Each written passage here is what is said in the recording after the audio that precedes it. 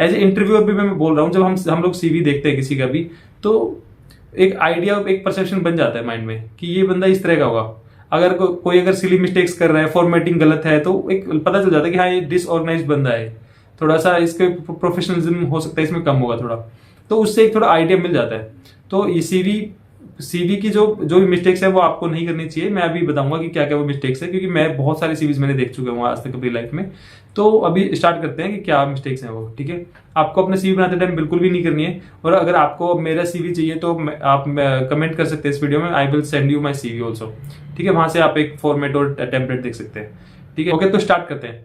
सबसे पहला जो लोग गलती करते हैं, सीवी की लेंथ।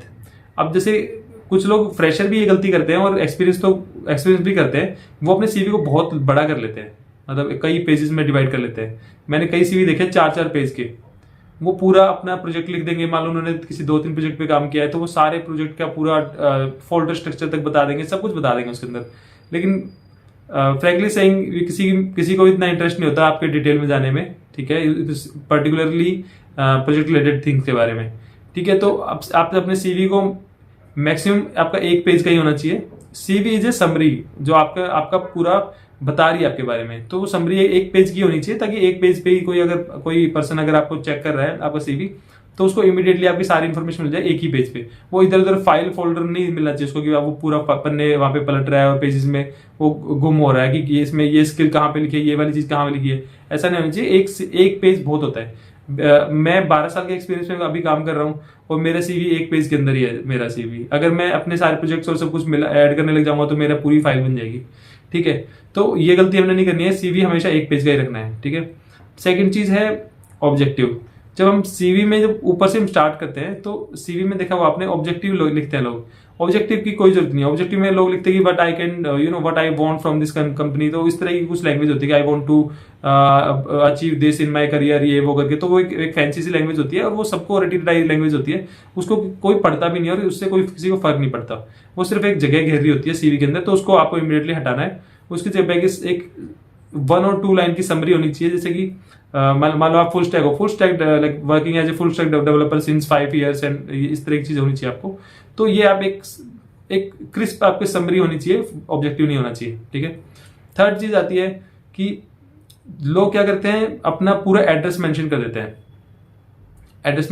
पूरा अपना गली मोहल्ला, अपना हाउस नंबर, और अपना सब कुछ मेंशन कर देते हैं उसके अंदर, डिस्ट्रिक्ट और अपना शहर, सब कुछ मेंशन कर देते हैं उसमें।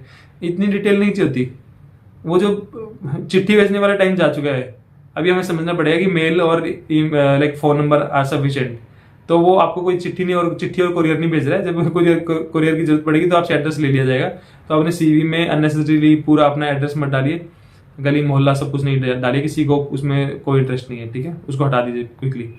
अब नेक्स्ट पॉइंट है ईमेल।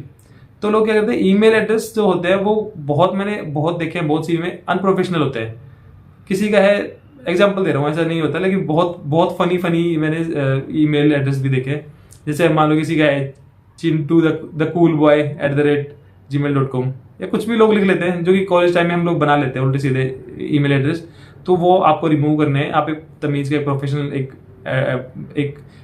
ईमेल आईडी बनाइए। जैसे आपको मान लो संदीप जैन है नाम है आपका, तो संदीप जैन 1 2 3 या समथिंग कुछ करके उसमें संदीप जैन होना चाहिए, और कोई नंबर ऐड कर सकते हैं उसमें बाद में, वो चल जाएगा। लेकिन कुछ लोग क्या करते हैं, अपनी कंपनी का नाम भी ऐड कर लेते हैं। जैसे मान लो किसी की प्लेसमेंट हुई संदीप जैन TCS, तो वो ऐड कर लेते हैं। वो TCS वो उसको 10 साल पहले ज्वाइन किया था उसने, बट उसकी ईमेल आईडी में हमेशा वो TCS चले जा रहा है, तब से हर जगह संदीप जैन TCS चल रहा है। तो ऐसा नहीं करना है। एक आपको सिर्फ अपने नाम के लिए बनाना है, और अगर वो अवेलेबल नहीं है तो आप उसमें कुछ नंबर ऐड कर सकते हो, तो वो एक प्रोफेशनल लगती है। और किसी में कोई कंपनी का नाम है कुछ इस तरह नहीं करना, या कोई ऐसे कुछ लोग ऐसे कर देते हैं Sandeep Jain front end developer, वो भी नहीं करना है। आपको क्या पता आप कल फुल स्टैक बन जाओ, क्या पता आपको बैकएंड में जाना पड़ेगा और डेवऑप्स बन जाओ। तो वो ईमेल आईडी, आपकी email ID should be independent of your what you are doing in your organization, ठीक है।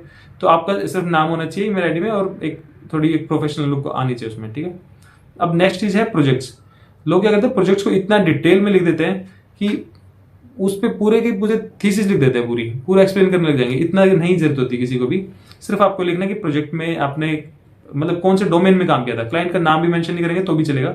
मेनली डोमेन होता है कि अगर आपने बैंकिंग डोमेन में काम किया या आपने ट्रैवल डोमेन में किया है तो डोमेन मेंशन कर दीजिए, थोड़ा सा प्रोजेक्ट के बारे में 2 लाइन लिख दीजिए बस, और अपना जो आपने रोल किया था, आपका जो जॉब रोल था, जॉब रोल के बारे में, और उसमें टेक्नोलॉजी कौन सी यूज हुई थी। सिर्फ ये 4 लाइन वहां पे होनी चाहिए एक प्रोजेक्ट के बारे में, इतना इनफ होता है। और आपको अगर आपने 10 प्रोजेक्ट पे काम किया तो आपको सारे 10 मेंशन नहीं करने होते, उसमें जो हाईलाइटेड है, जिसमें आपने ज्यादा टाइम के लिए काम किया है या फिर आपने जो आपको लगता है कि ये मेरे को दिखाने चाहिए वो ही दिखाइए। सारे प्रोजेक्ट नहीं दिखाने होते उसमें सीवी के अंदर, ठीक है। ये चीज आपको ध्यान रखनी है।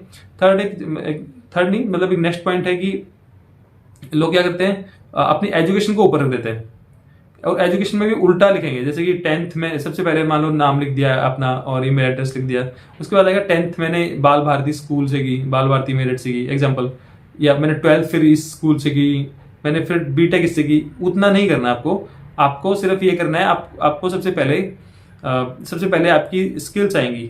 जैसे आपने समरी बनाई, समरी के बाद आपकी स्किल्स आएंगी, ठीक है। सबसे ऊपर आपका नाम के बाद उसका आपका कॉन्टेक्ट डिटेल्स, देन आपका समरी के बाद आपका स्किल सेट, ठीक है। स्किल्स में आपने बतानी है आपकी कौन सी टेक्नोलॉजी पे काम कर रहे हो, वो स्किल सिर्फ उनका मेंशन करना है, और बहुत सारी नहीं करनी, जो आपको आती है वही करनी है। उसको वहां पे स्पैम नहीं करना सारी टेक्नोलॉजी का नाम लेके, क्योंकि आप अगर जितना इंटरव्यूअर को आप ऑप्शन दोगे वो उतना फिर आपसे ग्रिल करेगा उन सब टेक्नोलॉजी के बारे में।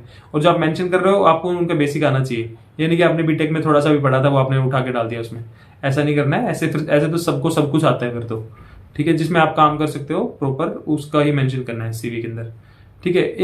अब आते हैं नेक्स्ट पॉइंट पे। नेक्स्ट पॉइंट है कि लोग क्या करते हैं, एक सीवी को सारी जॉब्स के लिए अप्लाई कर देते हैं, एक ही सीवी। तो आपको थोड़ा ना, एक तो स्मार्ट होना पड़ेगा, आपको सीवी को थोड़ा कस्टमाइज करना पड़ेगा। कस्टमाइज कैसे, मान लो आपके सीवी में मान लो आपने कोई जॉब रोल देखा, उसमें जॉब डिस्क्रिप्शन होगा, उसमें कुछ मस्ट हैव स्किल्स होंगी, कुछ उसमें एड ऑन स्किल्स होंगी, ठीक है। तो मस्ट हैव स्किल्स आपको मैच करनी है जरूर से, तो वो आप एक उन स्किल्स को हाईलाइट करना है जो उस जॉब रोल में डिमांड कर रही है, ठीक है। तो आपको वो ध्यान में रखना है, थोड़ा सा कस्टमाइज करना है, कस्टमाइज टचअप देना है आपको अपने सीवी में, हर एक प्रोफाइल के अकॉर्डिंग, हर एक जॉब रोल के अकॉर्डिंग, ठीक है।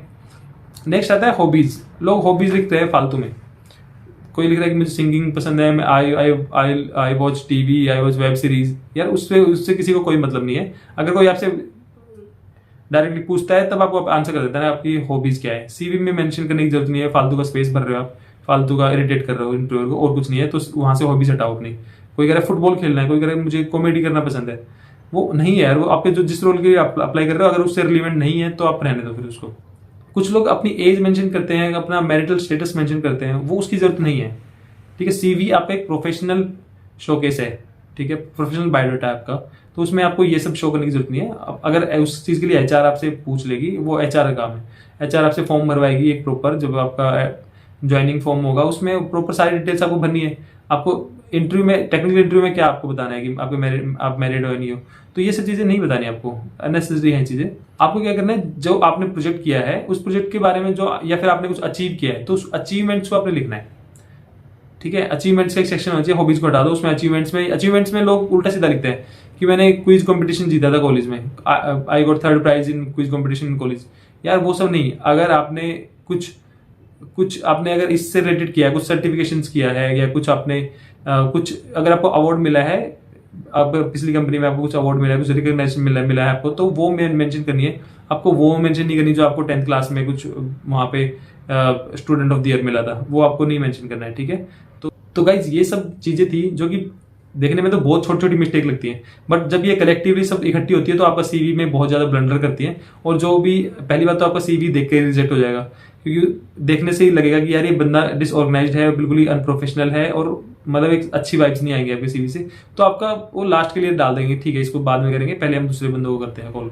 तो और अगर कोई आपका एचआर में पास हो भी जाता है, तब भी जब हम लोगों के पास आता है एक टेक्निकल इंटरव्यू के लिए, हम लोग सीवी देखते हैं तो एक परसेप्शन बन जाता है ना चाहते हुए भी कि ये बंदा ना थोड़ा इस तरह का होगा, इसने सीवी इतना ब्लंडर कर रखा है, तो कॉपी पेस्ट कर रखा है या कुछ ज्यादा ओवर कर रखा है, तो एक लग जाती है हाँ थोड़ा अनप्रोफेशनल है, थोड़ा इमेच्योर है भी, थोड़ा एक आइडिया मिल जाता है। तो ये आपको गलतियां नहीं करनी है अपने सीवी में। और अगर आपको सीवी की और सीवी से रिलेटेड और अगर आपको टेम्पलेट चाहिए, गाइडेंस चाहिए, तो I will give you that. और अगर आपको मेरा सीवी देखना है तो आप कमेंट सेक्शन में लिख सकते हैं, I will show you my CV as well. तो मिलते हैं गाइज नेक्स्ट वीडियो में। अगर आपने चैनल को अभी तक सब्सक्राइब नहीं किया तो सब्सक्राइब करिए और लाइक कीजिए वीडियो को, और I will see you in my next video. Thank you, bye bye.